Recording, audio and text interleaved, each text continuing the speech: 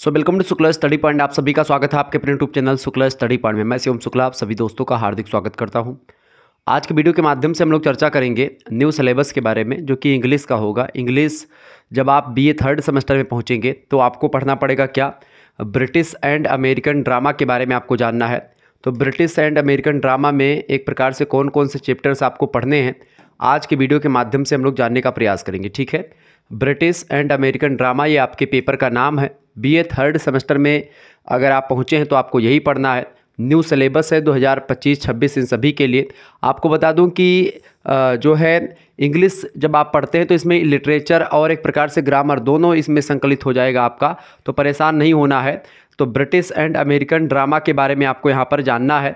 ठीक है, इसमें कौन कौन से चैप्टर्स पढ़ने हैं आइए जानने का प्रयास करते हैं। बीए द्वितीय वर्ष तृतीय सेमेस्टर, यानी अब की बार आप जो है सेकंड सेमेस्टर की परीक्षा उत्तीर्ण कर चुके हैं, यानी कि फर्स्ट ईयर आपका कंप्लीट हो गया।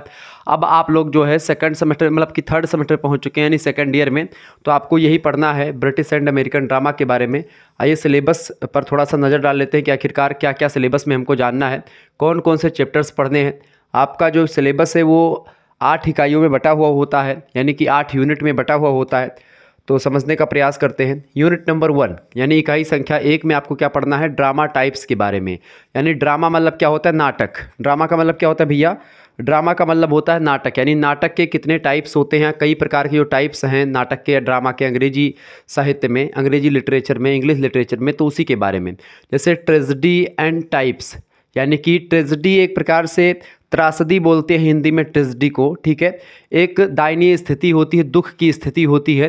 ठीक है, ट्रेजेडी के बारे में यहाँ पर समझाने का प्रयास मैं करूँगा। ट्रेजेडी एंड टाइप्स इसको समझेंगे। इसके अलावा कॉमेडी एंड टाइप्स, कुछ ऐसे एक प्रकार से होते हैं जो कि कॉमेडी से रिलेटेड होते हैं, हास्य प्रधान एक प्रकार से ड्रामा होते हैं, कुछ दुख प्रधान यानी सारो प्रधान होते हैं, या ऐसे और चीज़ें होती हैं। इसके अलावा ट्रेगी कॉमेडी कुछ होता है। ठीक है, इसके अलावा जो है एक्सप्रेसियस ड्रामा जो होता है उसके बारे में समझेंगे, जिसको आप एक प्रकार से अभिव्यक्तिवादी नाटक बोलते हैं, यानी जिसमें एक प्रकार से अभिव्यक्ति प्रधान नाटक जो होते हैं उनके बारे में समझेंगे।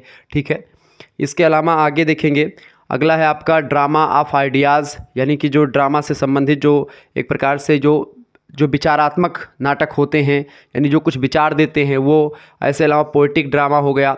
ठीक है, क्लोजेट ड्रामा हो गया। क्लोजेट ड्रामा, ये पोएटिक ड्रामा का मतलब क्या होता है, काव्यात्मक कुछ नाटक होते हैं जो काव्य से संबंधित होते हैं और काव्य में चीज़ें उसमें गाई जाती हैं, यानी गे पद में चीज़ें होती हैं। क्लोजेट ड्रामा बेसिकली वो होता है जिसमें एक प्रकार से क्या होता है, क्लोजेट ड्रामा की एक प्रकार से इसमें रंगमंच की कोई ज़रूरत नहीं होती है। रंगमंच पर एक प्रकार से नाटक एक प्रकार से नहीं होता है, वो होता है क्लोजेट ड्रामा।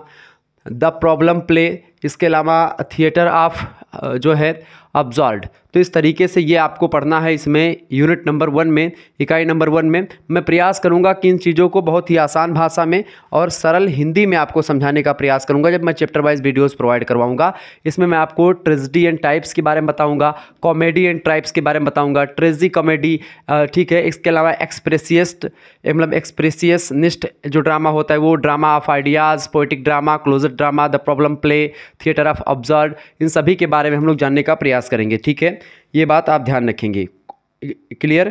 तो ये सब एक प्रकार से इनके बारे में हम लोग चर्चा करेंगे। थिएटर ऑफ अब्जॉर्ड का मतलब होता है बेतुके ढंग के, एक प्रकार से जो एक प्रकार जिसमें तुकबंदी नहीं होती, ऐसे एक प्रकार से नाटकों के बारे में भी हम जानेंगे। ठीक है, तो जो जैसे आप देखते हैं 1950 के बाद के जो नाटक हैं बेसिकली वो थिएटर ऑफ अब्जॉर्व से रिलेटेड है। ठीक है, 1950 के बाद में जो इंग्लिश लिटरेचर वगैरह में जो नाटक लिखे गए, एक प्रकार से अमेरिकन ड्रामा या ब्रिटिश ड्रामा की बात की जाए तो उसमें इस तरीके की विशेषताएं शामिल नहीं हैं। तो इन चीज़ों के बारे में आप जानेंगे। इसके अलावा यूनिट नंबर 2 की अगर बात की जाए, इकाई संख्या 2, इकाई संख्या 2 में आपको क्या पढ़ना है, एलिमेंट्स ऑफ ड्रामा, यानी ड्रामा के कुछ तत्व होते हैं, कुछ एक प्रकार से एलिमेंट्स होते हैं नाटक के, उसके बारे में हम लोग जानने का प्रयास करेंगे। ठीक है, जिसमें आपका आएगा ऑथोरियल इंस्ट्रूशन। ठीक है, तो ऑथोरियल जो एक प्रकार से इंस्ट्रूशन होता है, इसमें खास करके जैसे जो लेखकीय हस्तक्षेप होते हैं या लेखक की जो एक प्रकार से धारणाएं होती हैं वो शामिल हो जाती हैं। इसके अलावा कोकोफोनी, कोकोफोनी एक प्रकार से ये असंगत ध्वनियों का मिश्रण जिसमें किया जाता है। ठीक है, असंगत ध्वनियों में एक प्रकार से कई प्रकार की ध्वनियाँ एक प्रकार से इसमें नाटक में संकलित होती, कभी कभी जैसे कि आप देखते हैं कोई ध्वनियाँ एक प्रकार से जो आपकी सुनने योग्य ना हो, या ऐसी ध्वनियाँ एक प्रकार से जैसे कि ट्रेन की हार्न की ध्वनि हो गई, या अन्य ऐसे किसी प्रकार की ध्वनि, तो वो कोकोफोनी में आता है। इसके अलावा सर्कुमुलेशन जो होता है, सर्कुमुलेशन जो एक प्रकार से होता है, इसके बारे में जानेंगे। यानी अभिव्यक्ति के लिए बहुत सारे शब्दों का एक प्रकार से प्रयोग किया जाता है, उसी को सर्कुमुलेशन बोलते हैं। जैसे कि कोई एक ही शब्द, मतलब एक ही बात कहने के लिए लगभग 4 से 5 शब्दों का प्रयोग करना है, 2-3-4 प्रकार के शब्दों का प्रयोग करना है किसी चीज़ को समझाने के लिए, किसी चीज़ को बताने के लिए, वो सर्कुमुलेशन होता है। एक तत्व होता है नाटक का, ये भी नाटक में रुचिता पैदा करने के लिए, नाटक को और अच्छा बनाने के लिए, ठीक है। इसके अलावा कॉन्फ्लिक्ट भी इसमें आपको, यानी संघर्ष भी आपको दिखेगा, कॉन्फ्लिक्ट दिखेगा, ठीक है। इसके अलावा डिक्शन भी होता है इसमें, नाटक के एलिमेंट्स में एक डिक्शन भी शामिल है, ठीक है। तो डिक्शन मतलब होता है कि जो शब्द चयन किया जाता है नाटक में, किन शब्दों का प्रयोग करना है, कौन से शब्द एक प्रकार से जो ज़्यादा वजन होता है शब्दों में, उन शब्दों का प्रयोग किया जाता है। मतलब एक चीज़ के लिए लगभग 3-4 प्रकार के शब्दों का प्रचलन रहा है हर एक भाषा में। तो वो एक प्रकार से, तो शब्द, कौन सा शब्द उस पर्टिकुलर स्थिति में, उस पर्टिकुलर जो है नाटक में अच्छा लगेगा, या उस सिचुएशन में किस शब्द का प्रयोग ज़्यादा बेटर लगेगा, वही एक प्रकार से डिक्शन कहलाता है। इसके अलावा एपीलॉग की अगर बात की तो एपीलॉग का मतलब होता है उपसंहार, मतलब कि एक प्रकार से निष्कर्ष वगैरह इसमें कुछ जो नाटक के निष्कर्ष होते हैं उसके बारे में। इसके अलावा एपीथेट जो होता है एक प्रकार से विशेषण जिसको बोलते हैं बेसिकली, यानी जो एक प्रकार से किसी चीज़ की विशेषता बताते हैं। एपीथेट एक प्रकार से एलिमेंट्स होता है एक नाटक का, जो कि एक प्रकार से नाटक की विशेषताओं से संबंधित होता है। इसके अलावा नाटक के तत्वों की विशेषताओं से संबंधित होता है, नाटक से संबंधित होता है। इसके अलावा यूफिमिज्म की अगर बात की जाए तो यूफिमिज्म जो होता है, ये इसके बारे में जानने का प्रयास करेंगे। यूफिमिज्म का मतलब एक प्रकार से बेसिकली होता है व्यंजना या व्यंग टाइप का, एक प्रकार से कुछ व्यंजना एक शब्द शक्ति भी होती है। तो मतलब इसमें कुछ ऐसे चीज़ें शामिल करी जाती हैं जिसका मतलब एक शब्द बोलेंगे उसका कई मतलब हो सकता है, ठीक है, ऐसे कुछ चीज़ों के बारे में। इसके अलावा इफोफोनी, ठीक है, यूफोनी के मारे, यूफोनी क्या है, इसमें नाद सौंदर्य होता है। नाद सौंदर्य मतलब जैसे आप कुछ पढ़ें और पढ़ने के बाद में, जैसे कि आप देखते हैं निराला में, जब हिंदी में आते हैं निराला की रचनाओं में नाद सौंदर्य आपको दिखेगा। तो यूफोनी के बारे में चर्चा करेंगे, ठीक है, यूफोनी। इसके अलावा आपका जो है अगला जो आपका पॉइंट है वो एक प्रकार से है मैलाप्रोपिज्म, ठीक है। तो मैलाप्रोपिज्म के बारे में भी जानेंगे। ये भी एक तत्व होता है किसका, एलिमेंट्स होता है ड्रामा का। तो ये ड्रामा के कई एलिमेंट्स हैं, कई तत्व हैं, इन तमाम सारे तत्वों के बारे में हम लोग चर्चा करने का प्रयास करेंगे। इसके बाद में आगे बढ़ेंगे यूनिट नंबर 3 में। यूनिट नंबर 3 में हमको क्या पढ़ना है, यूनिट नंबर 3 आपकी स्क्रीन पर आ चुका है भाई, सभी लोग देखने का प्रयास करेंगे। यहाँ पर आपको यूनिट नंबर 3 में, यानी यूनिट नंबर 3 में क्या पढ़ना है, लिटरेरी टर्म्स ड्रामा से संबंधित जो होते हैं, यानी कि जो एक प्रकार से क्या होती हैं, कुछ शब्दावलियाँ होती हैं, साहित्यिक शब्दावलियाँ होती हैं जो कि ड्रामा से संबंधित होती हैं। जैसे कि आपका फ्लैशबैक कहानी, कभी कभी फ्लैशबैक में ड्रामा जाता है, तो फ्लैशबैक, ठीक है, क्या होता है। इसके अलावा फोइल, इसके अलावा जो है इसके अलावा आपका पूर्वाभास जिसको आप फार शैडो बोलते हैं, तो फॉर शैडोइंग जो होता है इसके बारे में जानेंगे। इसके अलावा ह्यूब्रिस जो होता है, ठीक है, ह्यूब्रिस के बारे में समझेंगे। इसके अलावा हाइपरबेसन जो होता है, ये क्या होता है, मोटिव, ठीक है। इसके अलावा नेमेसिस, ठीक है। इसके अलावा पेरीफ्रेसिस, तो ये सब एक प्रकार से जो होते हैं। हाइपरबेटन का मतलब एक प्रकार से, हाइपरबेसन का मतलब क्या होता है, शब्द का क्रम उल्टा कर देना, शब्द का क्रम उल्टा करके एक प्रकार से लिखना, ठीक है, ये इसका मतलब होता है।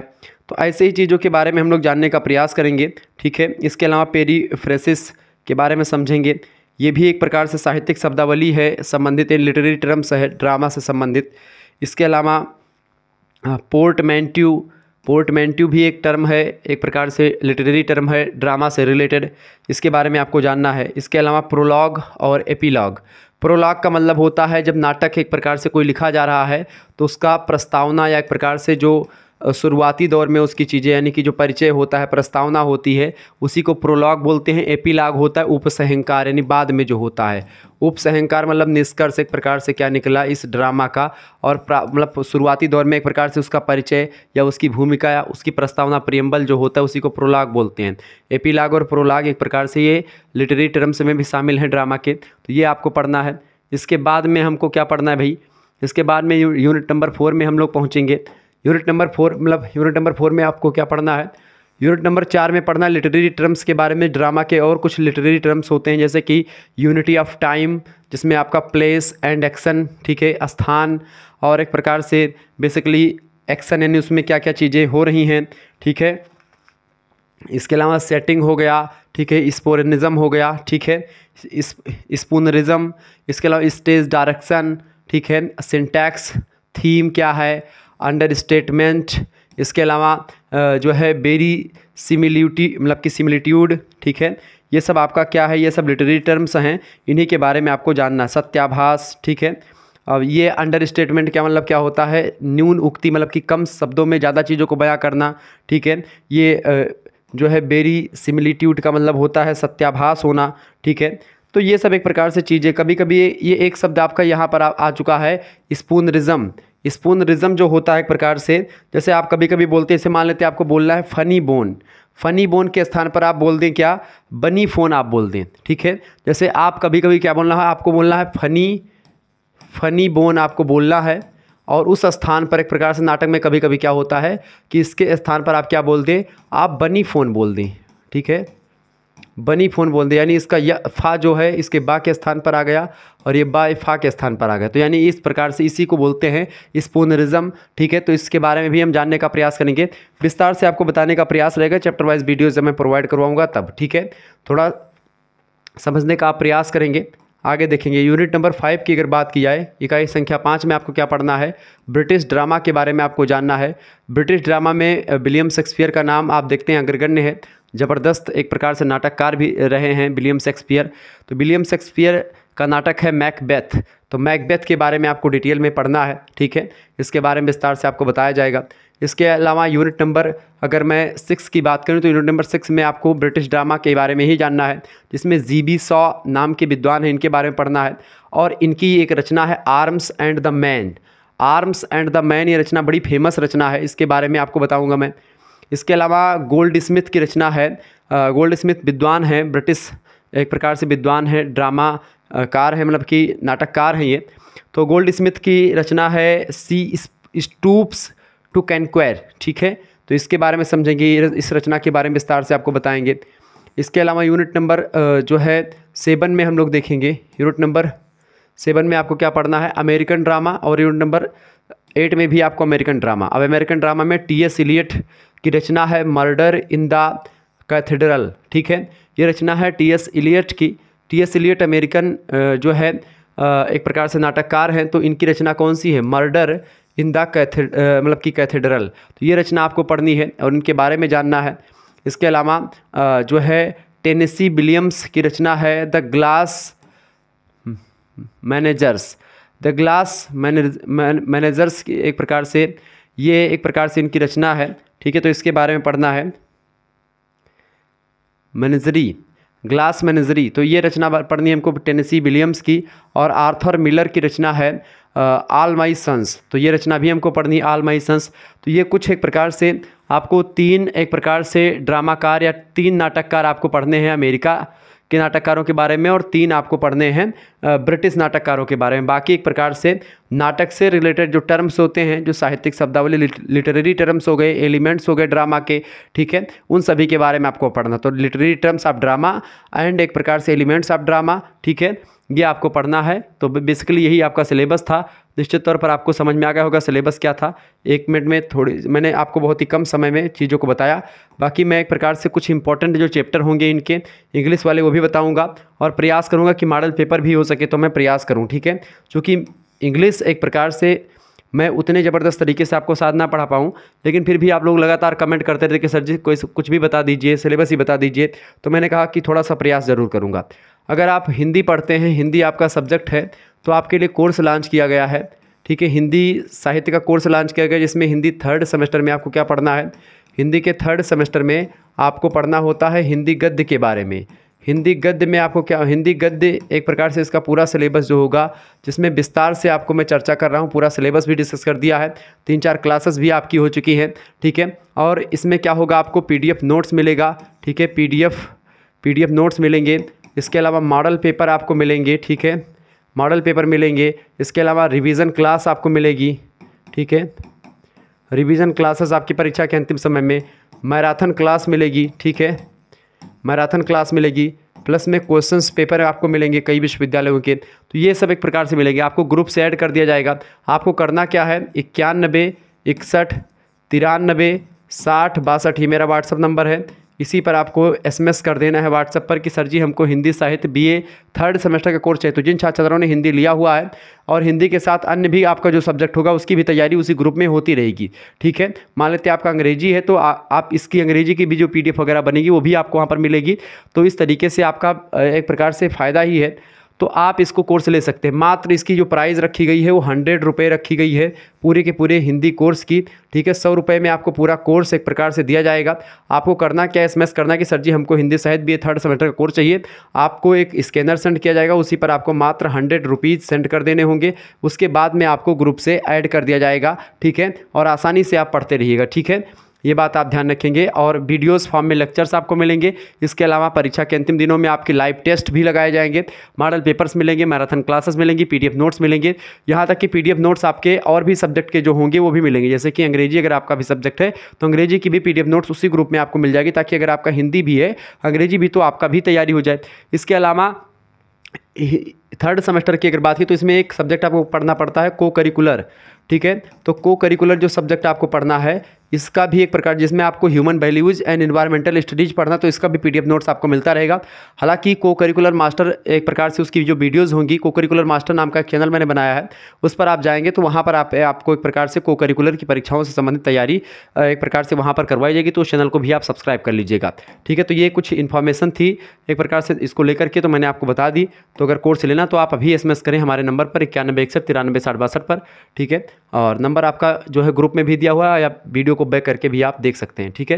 राजनीति शास्त्र या राजनीति विज्ञान का एक प्रकार से जो क्लास है BA 3rd सेमेस्टर की, ये भी एक प्रकार से क्लास प्रारंभ हो चुकी है। तो आज ये क्लास आपकी होगी, या आज या कल में ये क्लास आपके समक्ष आएगी। तो चैप्टर नंबर 1 में हम लोग चर्चा करेंगे राजनीति विज्ञान BA 3rd सेमेस्टर के पहले चैप्टर के बारे में, और जानेंगे कि आखिरकार पहले चैप्टर में क्या क्या चीज़ें हमको पढ़नी है और कैसे कैसे पढ़नी। विस्तार से आपको चीज़ों को समझाऊंगा, अच्छे तरीके से हर एक चीज़ आपको बताने का प्रयास रहेगा, ठीक है। तो परेशान नहीं होना है, ऐसे ही हर एक जो आपके सब्जेक्ट होंगे उनकी क्लास आपको मिलती रहेगी, ठीक है। आसानी से आप पढ़ते रहिएगा। और इसकी PDF नोट्स भी आपको उसी हिंदी वाले ग्रुप में मिल जाएगी। तो अगर आपका राजनीति शास्त्र भी है, हिंदी भी है, अंग्रेजी भी है, पॉलिटिकल साइंस भी है, मतलब कोई भी सब्जेक्ट आपका है, इकोनॉमिक्स से लेकर के हर एक सब्जेक्ट तो आपको मिलता रहेगा, ठीक है। धन्यवाद, मिलते हैं फिर नेक्स्ट वीडियो में। बहुत बहुत धन्यवाद आप सभी का।